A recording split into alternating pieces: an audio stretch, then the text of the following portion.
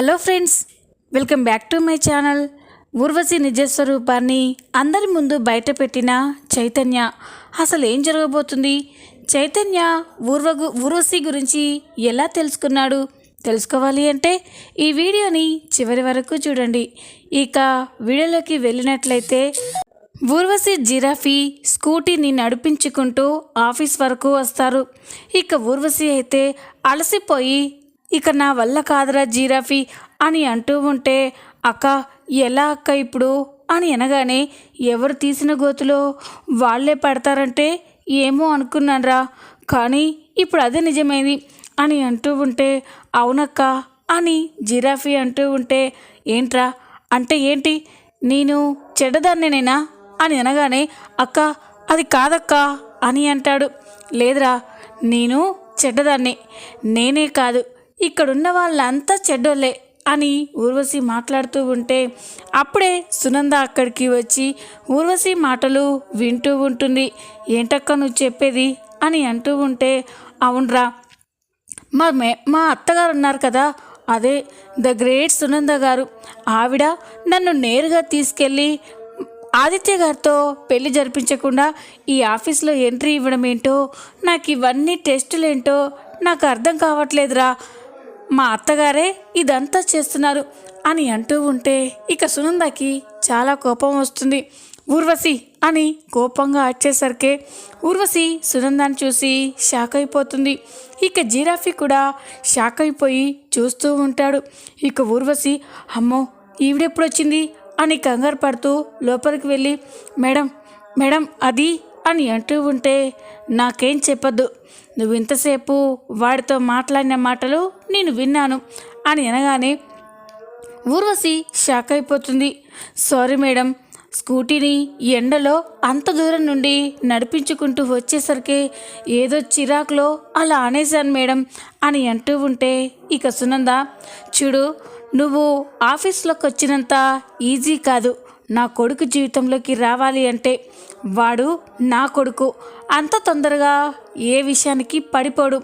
అందుకే దగ్గరుండి వాడి మనసుని అర్థం చేసుకొని వాడి మనసుని గెలుచుకొని నీ మీద ఇష్టం కలిగేలా చేసుకుంటావనే నిన్ను ఆఫీస్లోకి ఎంట్రీ ఇమ్మని చెప్పాను.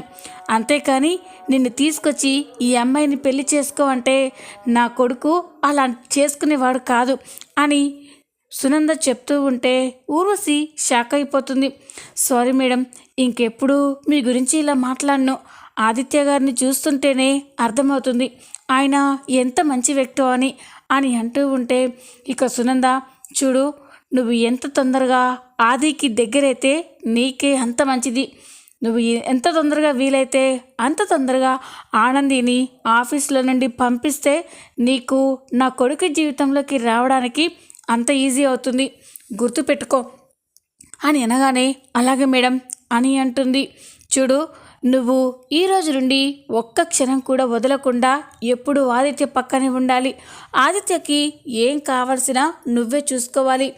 అప్పుడే కదా ఆదిత్యకి నీ మీద ఇష్టం కలుగుతుంది అని అనగానే, అలాగే మేడం అని ఊర్వశి చెప్పగానే, సరే వెళ్ళు, ఆదిత్య తన క్యాబిన్కి వెళ్ళాడు అని అంటూ ఉంటే, ఇక ఊర్వశి అలాగే మేడం అని చాలా కంగారు పడుతూ ఆదిత్య క్యాబిన్లోకి వెళ్తుంది.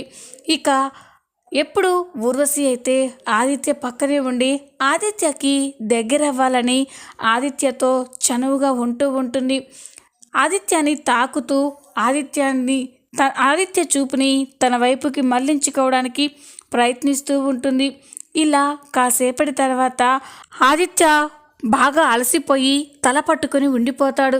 అది గమనించిన ఊర్వశి, ఏంటి బాస్ ఏమైంది అని అనగానే, ఈరోజు సీతారాం గారితో అవంతా వర్క్ ప్రెస్టేషన్స్ అవన్నీ ఎక్స్ప్లెయిన్ చేసరికి బాగా హెడేక్ వచ్చేసింది ఊర్వశి, తలంతా బరవేసినట్టుగా బాగా పెయిన్గా ఉంది అని అనగానే, ఇక ఊర్వశి మనసులో, ఎస్, ఇప్పుడు ఈ వంకతో ఆదిత్య గారికి దగ్గరవ్వచ్చు అని చెప్పి, అయ్యో ఏంటి బాస్ చెప్పరేంటి, మీకు హెడేక్గా ఉందా, ఆగండి, జెండుమా ఉందేమో చూస్తాను అని ఇక ఊర్వశి అయితే బయటికి వెళ్ళి జెండుమాని తీసుకొస్తుంది. ఇక ఆ జెండుమాని రాస్తూ ఉంటే అప్పుడే ఆదిత్య, పర్లేదు ఊర్వశి, నేను రాసుకుంటాను, ఇలా ఇవ్వు అని అనగానే, అదేంటి బాస్, మీరు తలనొప్పితో అంత బాధపడుతున్నారు, మీరెలా ఈ బాంబు రాసుకుంటారు, ఉండండి నేను రాస్తాను అని ఊర్వశి ఆదిత్యకి బాంబు రాయబోతూ ఉంటే ఆదిత్య చాలా ఇబ్బంది పడుతూ, వద్దు ఊర్వశి, పర్వాలేదు నేను రాసుకుంటాను అని అంటూ ఉంటే, సార్ మీ పియ్యగా ఇది నా బాధ్యత, మీరు ఇలా తలనొప్పితో బాధపడుతూ ఉంటే నేను ఎలా చూస్తూ ఊరుకుంటాను, మీరు ఆగండి అని అంటూ ఉంటే ఇక ఆదిత్య అయితే వద్దు ఊర్వశి అని బలవంతంగా ఊర్వశి బాంబు రాయబోతూ ఉంటుంది. ఇంతలోనే ఆనంది ఏదో ఫైల్ గురించి డిస్కస్ చేయడం కోసం పర్మిషన్ తీసుకోకుండానే, ఆదిత్య గారు ఈ ఫైల్ అని లోపలికి రాగానే ఊర్వశి ఆదిత్యకి బాంబు రాస్తూ కనిపిస్తుంది. అది చూసి ఆనంది ఒక్కసారిగా షాక్ అయిపోతుంది. ఆదిత్య ఇబ్బంది పడుతున్నట్టుగానే ఆనందికి అర్థమవుతుంది. ఆనంది అక్కడికి రావడం చూసి ఊర్వశి ఆదిత్య ఒక్కసారిగా షాక్ అయిపోయి చూస్తూ ఉంటారు. ఇక ఊర్వశి, ఈ ఆనంది సరిగ్గా కరెక్ట్ టైంకే వచ్చింది అని కోపంగా ఆనంది వైపు చూసి, ఏంటి ఆనంది మేడం, మీకు డిసిప్లిన్ అనేది లేదా అని అంటూ ఉంటే ఆనంది ఒక్కసారిగా షాక్ అయిపోతుంది. ఏంటి ఊర్వశి అని అనగానే, అదేనండి, ఏదో సొంత మనిషి గదిలోకి వచ్చినట్టు అలా డోర్ తోసుకొని లోపలికి వస్తున్నారేంటి, గదిలోకి వచ్చే ముందు సార్ పర్మిషన్ తీసుకోవాలి కదా అని అనగానే ఇక ఆదిత్య ఆనంది చూస్తూ ఉండిపోతారు. ఇక ఆనంది వెనక్కి వెళ్తూ ఉంటే అప్పుడే ఇక ఆదిత్య, ఆనంది పర్వాలేదు, నువ్వు ఎవరి పర్మిషన్ తీసుకోవాల్సిన అవసరం లేదు, మనిద్దరం బిజినెస్ పార్ట్నర్స్ అని ఆదిత్య చెప్పగానే ఆనంది చాలా సంతోషపడుతుంది. ఆదిత్య ఆనంది వైపు మాట్లాడేసరికి ఊర్వశి అయితే చాలా కోపంగా చూస్తూ ఉంటుంది. ఇక అప్పుడే ఆదిత్య, చెప్పానంది, ఏంటి ప్రాబ్లం అని అనగానే ఇక ఆనంది, ఆదిత్య గారు, ఈ ఫైల్లో మనం ఎస్టిమేట్ వేసుకున్న బడ్జెట్ కంటే ఎక్కువ పే అవుతున్నట్టు కనిపిస్తుంది, అందుకే దీని గురించి ఒకసారి మీతో మాట్లాడాలని ఇక్కడికి వచ్చాను అని ఆనంది ఆదిత్యకి తన డౌట్ మొత్తం ఎక్స్ప్లెయిన్ చేస్తూ ఇద్దరు ఒకరినొకరు మాట్లాడుకుంటూ సజెషన్ తీసుకుంటూ ఉంటారు. అది చూసి ఊర్వశి అయితే చాలా కోపంతో రగిలిపోతూ ఉంటుంది.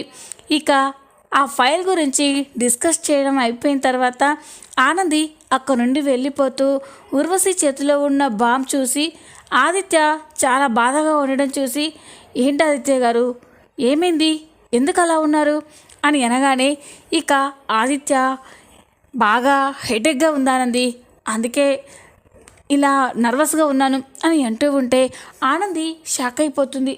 ఓ అవునా ఆదిత్య గారు, బాగా హెడేక్గా ఉందా, మీకు కాఫీ తీసుకురమ్మంటారా అని అంటూ ఉంటే ఇక ఊర్వశి, అవసరం లేదు, సార్కి నేను బాంబు రాశాను, కాసేపు అయ్యాక తగ్గిపోతుంది అని అంటూ ఉంటే ఇక ఆనంది, చూడు ఊర్వశి, బాగా పిఏ అంటే బాస్కి జెండుమార్ రాయడం కాదు, బాస్కి హెడేక్ వచ్చినప్పుడు కాఫీనో టీనో ఇచ్చి బాస్ని రిలాక్స్ చేయడం. ఉండండి ఆదిత్య గారు, నేను వెళ్ళి మీకు ఇష్టమైన కాఫీ తీసుకుని వస్తాను అని ఆనంది అక్కడి నుండి వెళ్ళి ఆదిత్య కోసం కాఫీ తీసుకొస్తూ ఉంటుంది. ఇక ఊర్వశి అయితే, ఈ ఐడియా నాకెందుకు రాలేదు, మట్టి బుర్ర, ఈ ఆనంది ఆదిత్య గారికి దగ్గరైపోతుంది అని ఊర్వశి అనుకుంటూ ఉంటుంది. ఇక ఆనంది ఆదిత్య కోసం కాఫీ తీసుకురాగానే ఇక ఆదిత్య ఆ కాఫీ తీసుకొని తాగుతూ ఉంటాడు. కాఫీ తాగిన తర్వాత ఆనంది, ఆదిత్య గారు ఇప్పుడు ఎలా ఉంది అని అనగానే, పర్లేదు ఆనంది, నా హెడేక్ గురించి నీకే బాగా తెలుసు, ఇంతసేపు ఊర్వశి బాంబు రాసింది కానీ కాస్తైనా పెయిన్ తగ్గలేదు, కానీ నీ చేతి కాఫీ 2 సిప్పులు తాగగానే అసలు నా హెడేక్ మాయమైపోయింది తెలుసా అని ఆదిత్య అంటూ ఉంటే ఊర్వశి అయితే కోపంగా చూస్తూ ఉంటుంది. ఈ ఆనంది, సరే ఆదిత్య గారు, రెస్ట్ తీసుకోండి, ఏమైనా వర్క్స్ ఉంటే నేను చూసుకుంటానులేండి అని చెప్పి ఆనంది అక్కడ నుండి వెళ్ళిపోతూ అక్కడే ఉన్న ఊర్వశితో, బాస్కి హెడేక్ అని చెప్తున్నారు కదా, ఇంకా ఇక్కడ నువ్వెందుకు, పద బాస్ రెస్ట్ తీసుకుంటారు అని అనగానే ఇక ఊర్వశి ఆదిత్య వైపే చూస్తూ ఉంటుంది. ఆనంది చెప్పింది నిజమే ఊర్వశి, నేను రెస్ట్ తీసుకోవాలి, నువ్వు అలా బయటికి వెళ్ళు అని అనగానే ఇక ఊర్వశి అయితే చాలా కోపంగా చూస్తూ ఉంటుంది. ఇక ఆనంది బయటికి వచ్చి ఊర్వశి కోసమే వెయిట్ చేస్తూ ఉంటే ఊర్వశి అక్కడి నుండి వెళ్ళిపోతూ ఉంటుంది. అప్పుడే ఆనంది ఊర్వశితో ఊర్వశి ఆగు అని అనగానే ఊర్వశి ఆగిపోయి చూస్తూ ఉంటుంది. ఏంటి అని అంటూ ఉంటే ఏంటి ఇందాక నోటికొచ్చినట్టు మాట్లాడుతున్నావు, రూల్స్ అని రెగ్యులేషన్స్ అని మాట్లాడుతున్నావు అని అంటూ ఉంటే నిజమే కదా, నేనన్న దాంట్లో తప్పేముంది, బాస్ క్యాబిన్లోకి వచ్చేటప్పుడు పర్మిషన్ తీసుకోవాలని తెలీదా అని అనగానే ఇక ఆనంది రూల్స్ గురించి నాకు చెప్తున్నావా, ఒక బాస్కి హెడేక్ అంటే కాఫీ ఇవ్వాలి, టీ ఇవ్వాలి, బామ్ ఇస్తే ఆదిత్య గారు బామ్ రాసుకునే సిచ్యువేషన్లోనే ఉన్నారు. అలాంటిది చనువు తీసుకొని ఆదిత్య గారు వద్దని ఇబ్బంది పడుతున్నా కూడా ఆదిత్య గారి తలకి నువ్వు బామ్ రాయడం ఏంటి, అలా రాసి నువ్వే నాకు రూల్స్ అని రెగ్యులేషన్స్ అని చెప్తున్నావా అని అంటూ ఉంటే ఊర్వశి షాక్ అయిపోతుంది. ఈ ఆనంది కోపంగా చూడు, నీ ప్రవర్తన వర్క్ మీద కంటే బాస్ మీద ఎక్కువగా కనిపిస్తుంది, ఇది తగ్గించుకుంటే మంచిది ఊర్వశి, లేకపోతే నేనేం చేస్తానో నాకే తెలీదు, జాగ్రత్త అని ఆనంది ఊర్వశికి వార్నింగ్ ఇవ్వగానే ఊర్వశి అయితే ఒక్కసారిగా షాక్ అయిపోతుంది. ఇక ఆనంది వెళ్ళిపోగానే అమ్మో, ఈ ఆనందిని చాలా తక్కువ అంచనా వేశాను, కానీ ఇది నాకంటే ముదురు కాదు దేశ ముదురులా ఉంది, దీంతో చాలా జాగ్రత్తగా ఉండాలి అని ఊర్వశి అనుకుంటూ ఉంటుంది. ఆఫీస్ టైం అయిపోయిన తర్వాత ఊర్వశి ఇంటికి వెళ్ళడానికి తన స్కూటీ పైనే బయలుదేరుతూ ఉంటుంది. ఊర్వశి అలా స్కూటీ పైన వెళ్తూ ఉంటే ఇంతలోనే ఊర్వశికి అడ్డుగా మత్తు మందుల విషయాల్లో ఊర్వశి డబ్బులు ఇవ్వాల్సిన వాళ్ళు ఎదురుగా వస్తారు. వాళ్ళని చూసి ఊర్వశి ఒక్కసారిగా స్కూటీని ఆపుతుంది. ఇక వాళ్ళు ఊర్వశిని చూసి అలాగే చూస్తూ ఉంటే ఇక ఊర్వశి వాళ్ళని చూసి ఒక్కసారిగా షాక్ అయిపోతుంది. ఇదేంటి వీళ్ళు నన్ను ఆపారు అని అనుకొని స్కూటీని స్టాప్ చేసి పక్కకు పెట్టి అన్నా ఏంటన్నా స్కూటీ ఎందుకు ఆపారు అని అనగానే చూడు, నీకు గుర్తుంది కదా, సరిగ్గా 3 నెలల లోపల నాకు ఇవ్వవలసిన డబ్బు ఇస్తేనే మర్యాద, లేకపోతే నేనేం చేస్తానో నాకు తెలుసు కదా అని ఇక ఊర్వశితో వాళ్ళు బెదిరిస్తున్నట్టు మాట్లాడుతూ ఉంటారు. ఇంతలోనే చైతన్య కూడా ఆఫీస్ నుండి ఇంటికి తన కారులో వెళ్తూ ఉంటాడు. అలా వెళ్తూ ఉంటే ఊర్వశితో ఆ రౌడీలు బెదిరించినట్టు మాట్లాడడం, ఊర్వశి వారిని బ్రతిమలాడడం అదంతా చూసి చైతన్య ఒక్కసారిగా షాక్ అయిపోతాడు. కార్ని స్టాప్ చేసి అదేంటి తను ఊర్వశిలా ఉంది అని చైతన్య కార్ని స్టాప్ చేసి వాళ్ళు ఏం మాట్లాడుకుంటున్నారా అని ఊర్వశి వెనకాలే వెళ్తూ ఉంటాడు. ఇక చాటుగా ఉండి ఊర్వశి ఆ రౌడీలు మాట్లాడుకునే మాటలు వింటూ ఉంటాడు. అప్పుడే ఊర్వశి వాళ్ళని బ్రతిమలాడుతూ అన్నా మీకు దండం పెడతానన్నా, మీకు ఇవ్వవలసిన డబ్బుల కోసమే నాకు ఒక మార్గం దొరికింది, మీరు చెప్పినట్టుగా తొందరలోనే మీకు ఇవ్వవలసిన అమౌంట్ మొత్తం మీకు ఇచ్చేస్తాను అని అనగానే ఏంటి మేమేమన్నా పిక్చర్లా కనిపిస్తున్నావా, నీ వాలకం ఇలా ఉండేది కాదు, మాస్గా మొగరాయిలా తిరిగేదానివి, అలాంటిది ఇంత పద్ధతిగా డ్రెస్ వేసుకొని ఇంత ఆఫీషియల్గా ఏదో ఆఫీస్కి వెళ్తున్నట్టు వెళ్తున్నావు, ఏంటి విషయం అని అనగానే అన్నా చెప్పాను కదా నేనొక ప్లాన్లో ఉన్నానని, ఒక కోటీశ్వరిని పెళ్లి చేసుకోవడానికి నాకు ఆఫర్ వచ్చిందన్నా, అది కనుక సక్సెస్ అయ్యి నేను అతన్ని పెళ్లి చేసుకొని కోటీశ్వర్ ఇంటికి కోడలుగా వెళ్ళిపోతే మీరు అనుకున్న దానికంటే డబ్బు మీకు ఇచ్చేస్తానన్నా, నా మాట నమ్మన్నా, ఒక్కగా వదిలేయన్నా, మళ్ళీ మీరు నాతో మాట్లాడుతున్నట్టు ఎవరైనా చూస్తే చాలా ప్రాబ్లం అవుతుంది, మీరన్న గడువులోపు మీ డబ్బు మీకు ఇచ్చేస్తానన్నా అని ఇక ఊర్వశి బ్రతిమలాడుతూ ఉంటే ఈ మాటలన్నీ విని చైతన్య ఒక్కసారిగా షాక్ అయిపోతాడు. ఇదేంటి వీళ్ళ మాటలు ఏదో తేడాగా ఉంది, అసలు వాళ్ళెవరు, ఈ ఊర్వశి వాళ్ళకెందుకింత భయపడుతుంది, చూస్తుంటే ఈ ఊర్వశి వాళ్ళకు పెద్ద మొత్తంలోనే డబ్బు ఇవ్వాలని అర్థమవుతుంది, కోటీశ్వరుడు ఇంటికి కోడలుగా వెళ్తుంది అంటే మా మమ్మీ మాటలు, ఈ ఊర్వశి చేష్టలు, సడన్గా మా అన్నయ్యకి ఈ ఊర్వశిని పిఏగా అపాయింట్ చేయడం, ఇదంతా చూస్తుంటే మమ్మీ ఏదో ప్లాన్లో ఉందని అర్థమవుతుంది, మమ్మీ ఈ ఊర్వశిని అన్నయ్యకి పెళ్లి చేయాలని చూస్తుందా అని ఇక చైతన్య అయితే షాక్ అయిపోయి చూస్తూ ఉంటాడు. మా మామ్ ఖచ్చితంగా ఇలాంటి అమ్మాయిని మా అన్నయ్యకి సెలెక్ట్ చేయదు. వీళ్ళే ఏదో మోసం చేసి మా మామ్ని ఇలా మాయ చేస్తున్నారు. వీళ్ళ నిజస్వరూపాన్ని బయట పెట్టాలి.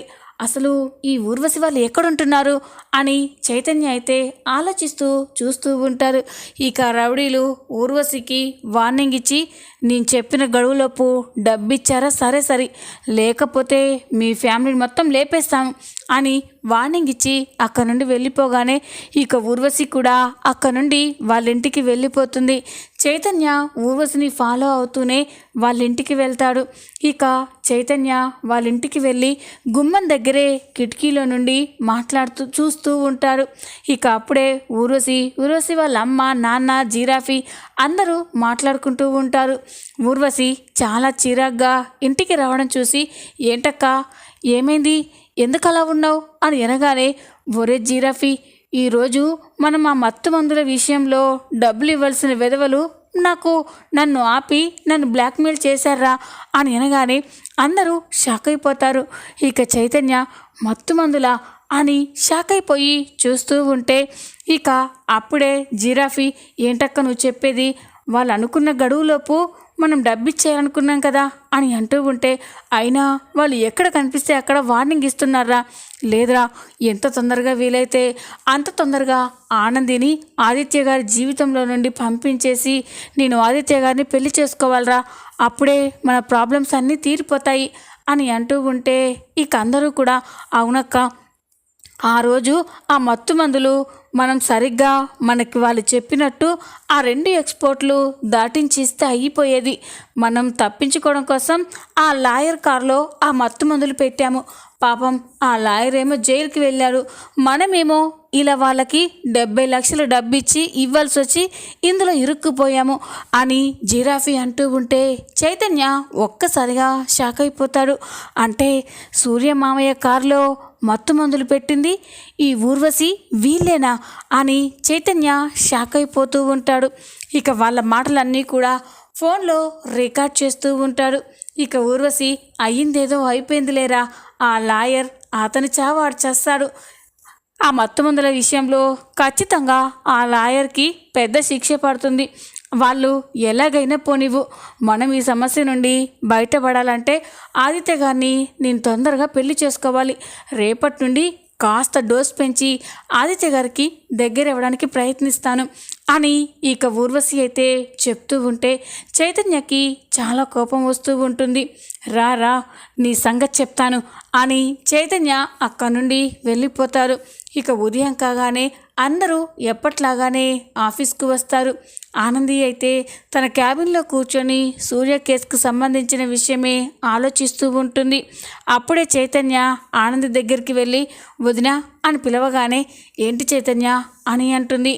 వదినా, మీరు ఏ విషయం గురించి ఆలోచిస్తున్నారో నాకు తెలుసు వదినా, మీరు సూర్య మామయ్య జైలుకి వెళ్ళారనే కదా ఆ విషయం గురించి ఆలోచిస్తున్నారు కదా అని అంటూ ఉంటే, అవును చైతన్య, సూర్యబాబు నాకు తండ్రి లెక్క ఎంతో చేశారు, అలాంటి సూర్యబాబుని నిర్దోషిగా బయటికి తీసుకురావాలంటే నాకు ఒక్క ఆధారం కూడా దొరకడం లేదు అని అంటూ ఉంటే ఇక చైతన్య, వదిన నువ్వేం బాధపడకు, ఈ చైతన్య ఉండగా మీకు ఏ కష్టం రానివ్వను, సూర్య మామయ్య గారు నిర్దోషి అని నిరూపించడానికి నా దగ్గర సాక్ష్యం దొరికింది అని అనగానే ఆనంది షాక్ అయిపోతుంది. ఏంటి చైతన్య, ఏమంటున్నావు నువ్వు అని అనగానే, అవును దినా, మామయ్య గారిని ఈ కేసులో ఎవరు ఇరికించారో నాకు తెలిసిపోయింది అని అంటూ ఉంటే ఆనంది షాక్ అయిపోతుంది.